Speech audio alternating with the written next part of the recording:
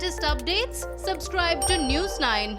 Hello, you're watching News 9 Digital with me, Prajwal Prasad. And when the entire country is debating about the COVID-19 crisis, as well as the number of tests that needs to be conducted in the country and ramp it up as well, finally, the Indian Council of Medical Research, which is leading the COVID-19 response in the country, has validated the first antigen-based testing kit in India that will allow infected patients to be diagnosed much faster at lower rates and without laboratory examinations of the samples as well. This development assumes a lot of significance as there is widespread concern that not enough COVID-19 tests are being carried out in the country, as the testing per million is among the lowest in the worst affected countries in the entire world. Nearly 1.5 lakh RT-PCR tests are being conducted in the country, and now India has ramped it up to 3 lakh tests. The cost of this COVID-19 test in India is anywhere between 4,500 rupees to 2,500 rupees at private hospitals, whereas in government hospitals it is free of cost. But now Karnataka and Maharashtra have reduced the cost to 3,000 to 2,200 rupees, and in a breakthrough, the Indian Council of Medical Research has approved India's first ever antigen test, which costs a mere 500 rupees. Which means to clearly go ahead and state that now COVID-19 tests will be revolutionized, but at the same point of time, there will be quick results, but also the economy will come down. So this clearly shows that it will ramp up India's testing capacity by an additional 1 lakh, adding the tally to over 3 lakh tests which can be conducted in a day. So to understand it better, what is antigen-based test? The antigen test can detect the presence of molecules of the pathogen or the virus that triggers immune response in an infected person. This standard Q COVID-19 AG rapid antigen detection test can be used in field conditions, meaning to say that the person will not have to come to a laboratory to get tested, but he can also get tested in the confines of his residence. The antigen kit will give out results in 30 minutes, whereas the RT-PCR kit will give results in 3 to 4 hours once it reaches the lab.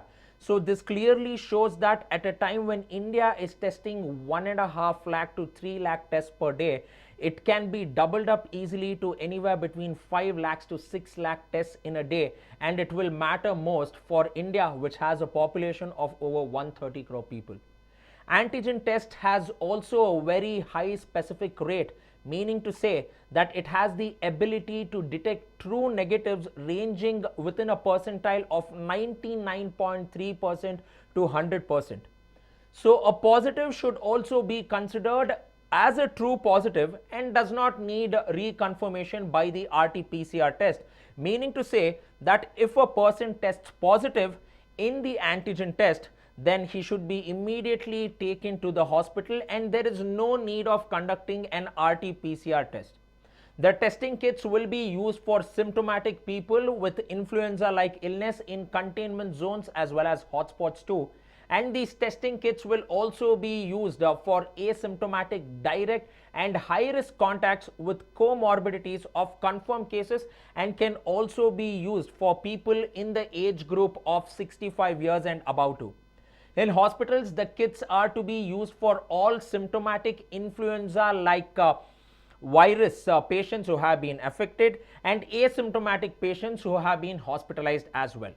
But also, if you are looking at it, you might wonder that the test will cost less. But there are also a few drawbacks as well, but that is negligible as what the Indian Council of Medical Research has stated. Because the antigen test has an ability to detect true positives, but it ranges only between 50.6% to 84% over here, and this is the catch part.